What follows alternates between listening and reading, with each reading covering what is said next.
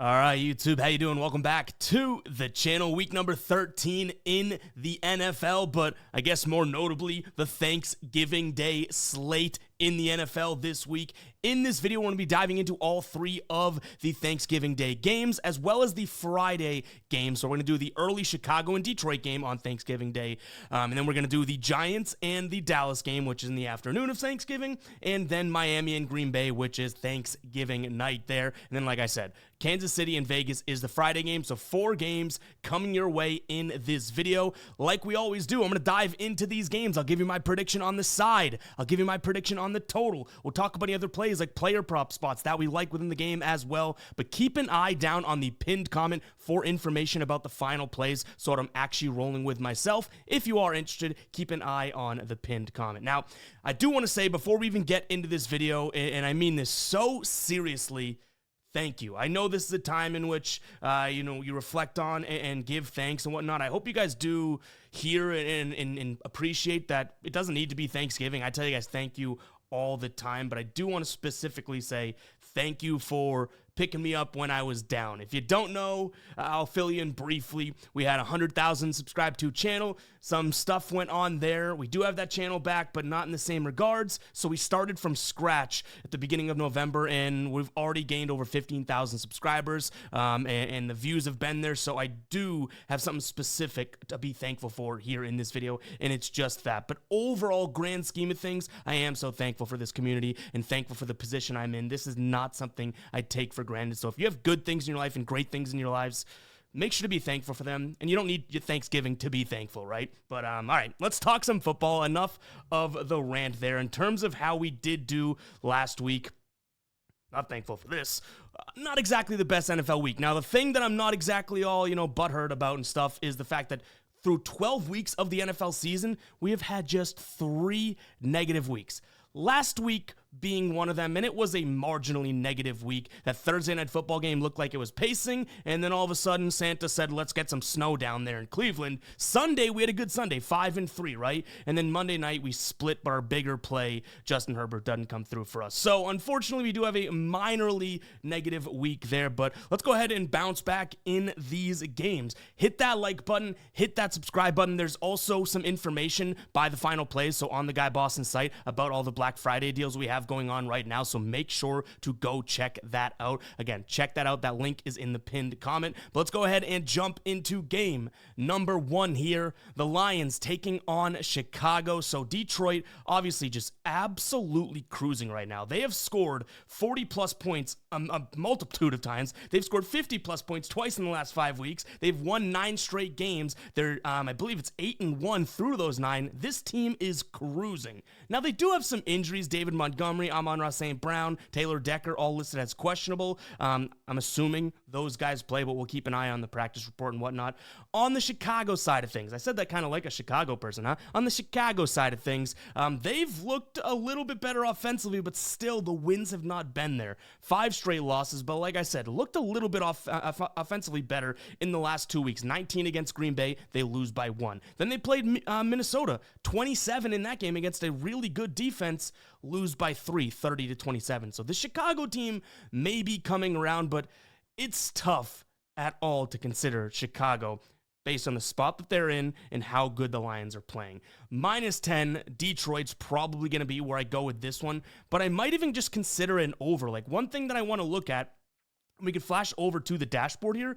You can see that Detroit's offense has been cruising. We know that, right? Last 3 games, okay, well, Chicago has a really bad game in there, but the last 2, they've scored 19 and then 27. Their offense is a little bit better, but based on where we've seen the Chicago defense all year long, it hasn't been as impressive as of late defensively, right? So I like that spot. You can even see right here, Detroit offensively, 2nd best run team in terms of DVOA metrics. 30th is where Chicago ranks defensively against the run based on DVOA metrics. So I do think that we could see Detroit continue to have their offensive success, and then we just need that Chicago offense to stick to some degree what they've been doing lately. So I don't mind that over 48 either. And then from a player prop perspective here, we can jump into the outlier screen. I like DJ Moore over 52.5 receiving yards. I also don't mind DJ Moore over 4.5 receptions. And then maybe a sprinkle on DJ Moore plus 225 to score a touchdown. Now you can see Detroit allowing the fewest touchdowns against in the league. Wide receiver, same exact thing. But from a receiving, that's just because their defense is so good. But from a receiving yards perspective, they're allowing plenty of receiving yards. Wide receiver specific, 30th, right? So only 3 off the lead. Off the worst in the league, and then they're allowing the most receptions to opposing wide receivers this entire season. Now that makes a lot of sense because this is a Detroit team that's winning most of their games and teams have to pass on them. But this game may not go any different, right? So give me DJ Moore some way, shape, or form. Keep an eye down below for the final plays. They'll be on the Guy Boston Sports site there. So everything we talk about in the video, I like. I'm considering. I do think has some good value. But in terms of what we actually roll with myself, if you do like it, or if you don't like it and you want to see it, it'll be on the Guy Boston Sports site. All right, next up, the Cowboys taking on the Giants. Both of these teams, obviously, without their starting quarterback. Giants by choice. Dallas, not so much. And both quarterbacks questionable that way they have right now. So Tommy DeVito listed as questionable. Drew Lock would be the next backup, right? And then for Dallas, Cooper Rush also listed as questionable. I believe Trey Lance would be in line to get the start. So even I say that out loud, I'm like, maybe one of these or both of these teams would be even better if they went to the third string. I'm not sure. I'm not a GM or a coach, right? But nonetheless, Dallas sitting here at 3.5-point favorites. Total sitting at 37.5. This is a tough one because both teams have been struggling, right? Like this is a Giants team that has lost 8 of their last 10 games. Dallas 7 of their last 10. And Dallas just beat Washington in kind of a shocking affair, right? 34-26. In that game, Cooper Rush looked okay. 24 of 32 for 247 and 2 touchdowns. Jaden Daniels even had like a decent game. You know what I mean? Like it was a pretty quality win, but it's like shocking to see that Dallas team perform. Now coming into this one, I will say I'm just going with the lesser of two evils. And I truly believe that the lesser of two evils in this case is going to be Dallas, especially coming off a win. They have the momentum. The New York Giants just seem like their offense is nowhere to be found. And that can be said about the Cowboys too, right? Like, I understand that, but they had a good week last week. Like, the Giants last week against Tampa Bay, who Tampa Bay absolutely floored them. Tampa Bay is injured too. Now, they did get Mike Evans back. Baker Mayfield is a dude, but they only put up 7 points, and it's not like Tampa Bay is sitting there with the best defense in the league, right? So to me, it's the lesser of two evils. Dallas minus the points. I might buy this if I were to roll with this, and I do think that there's better spots here on this slate, or at least the games we're looking at. But I might buy this too, -3 or -2.5 to be a little bit safer. I do think that that'll be a little bit safer. And then in terms of the total, it's at 37.5. That tells me this is most likely going to be a low-scoring game, but if Dallas does anything offensively against this Giants defense, the Giants may be able to move the ball and score a little bit too. You know what I mean? Like this Dallas defense, I know I've been talking about, their offense, but 26, 34, 34, 27, 30, 47 in their last 6 games allowed. Like, I don't think the Giants have really faced a team in which they've been allowing that many points. Now, I will say the Giants played Carolina, they only scored 17. They played Tampa Bay, 7, right? But prior to that, they played Washington, Pittsburgh, Philadelphia, all not the worst defenses. So maybe, just maybe, and those are with Daniel Jones, but maybe, just maybe, this Giants team has some sort of offensive reinvigoration or invention, you know what I mean? And we get some points here. So even as I say that out loud, maybe I would rank the over in this one more than I would Dallas. But again, if I were to even roll with Dallas, it would most likely be looking at a -2.5 or a -3. And then from a player prop perspective, Tyrone Tracy to score a touchdown here. You can see he's doing it in every other game. Following that trend, he is due to score. Dallas allowing the 3rd most touchdowns to opposing running backs, the 3rd most overall and the 4th most to opposing running backs. He's going to get the target share as the rush attempt share as well. Daniel Jones was leading before him. Obviously, that's not the case. This is not going to be a spot in which they're trusting DeVito down in the red zone and whatnot. They'll probably give the ball off to Tyrone Tracy. So I like him to score a touchdown. That's probably all I'd look at from a player prop perspective.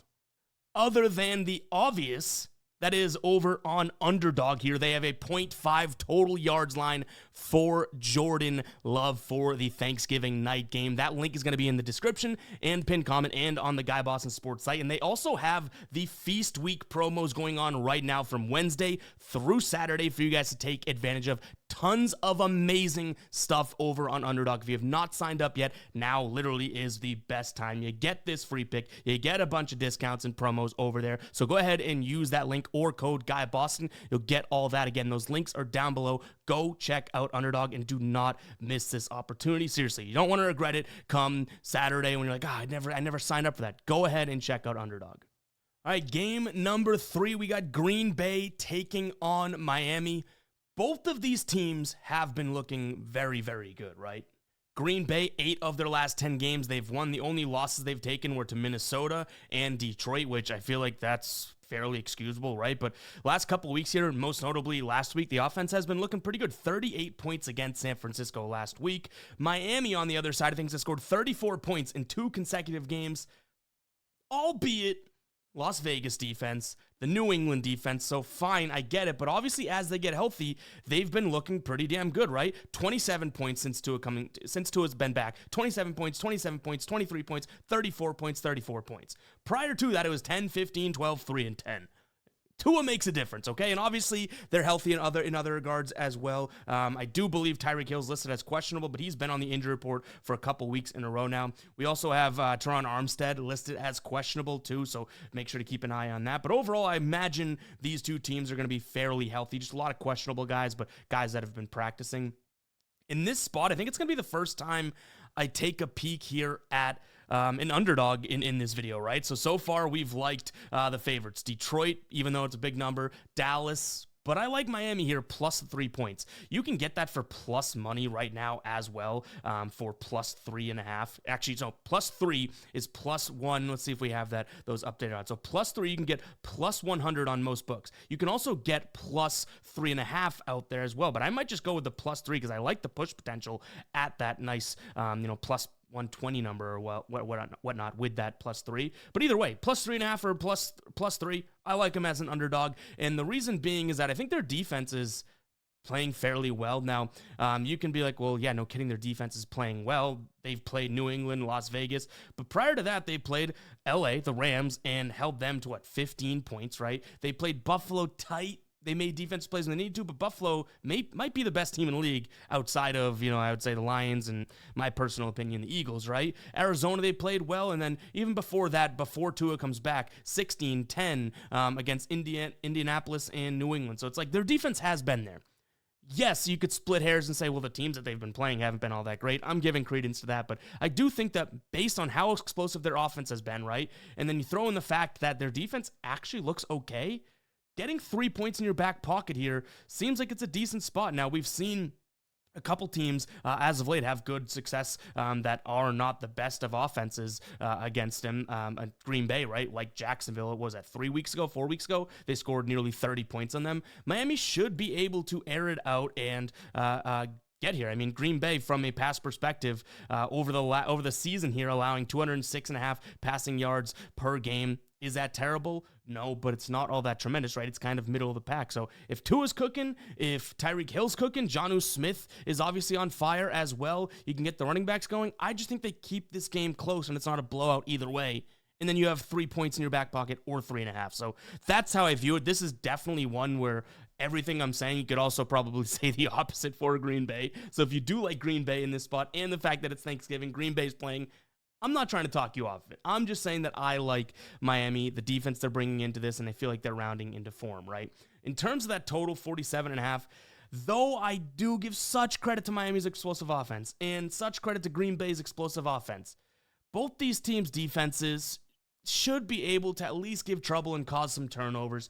47.5, I feel like this is the game on the board where everyone's going to be like, wow, well, based on how these two teams are playing in the offenses, we're going to see a ton of, points, right? And you can even see, using Outlier right here, the percent of bets and the percent of money, 65% of the public on the over, whereas 61% of the actual money on this one is on the under. So I'm going to follow that trail and actually lean towards the under here. I think that this could have be a spot in which, yeah, teams score quickly, but we could see a few turnovers. So am I crazy? Potentially. I've done crazier, but I'm going to lean towards the under in this spot. And then from a player prop perspective, I feel like I'm a few weeks late to the party, so go ahead and call me the jinx, but I like Jonnu Smith here over in his receptions as well as his receiving yards. You could see for 5 receptions, which he's been cashing as of late, you get plus money as well. But I might just look at his receptions, and what I like about this is you say, okay, well, Green Bay against other receivers. 10th best team in terms of preventing receiving yards allowed, right?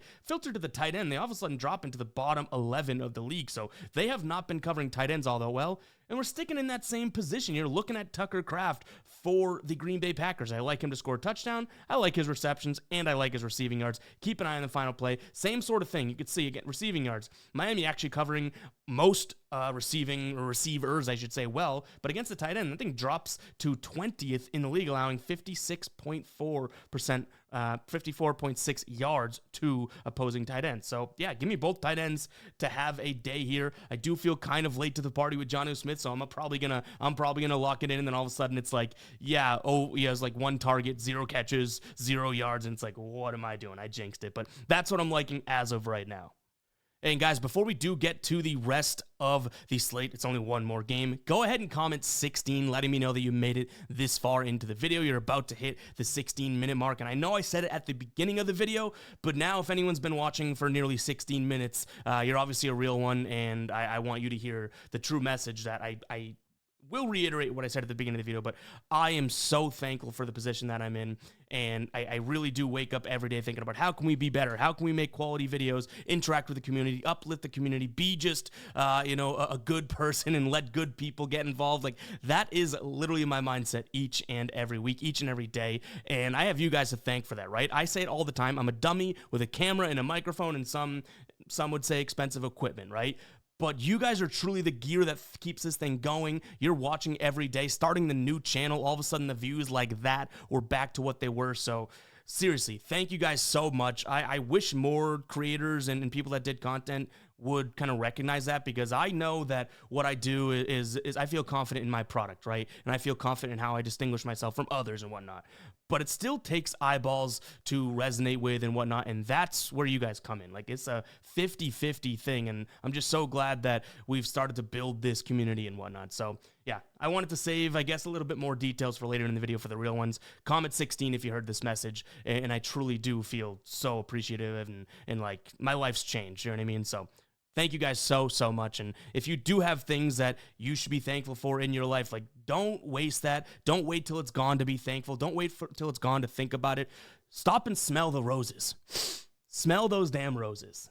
All right, moving on to the last game of the slate. We got Kansas City taking on Las Vegas here. Kansas City 13-point favorites. Totals at 42.5. I've seen some 12.5s out there actually for the spread, so keep that in mind.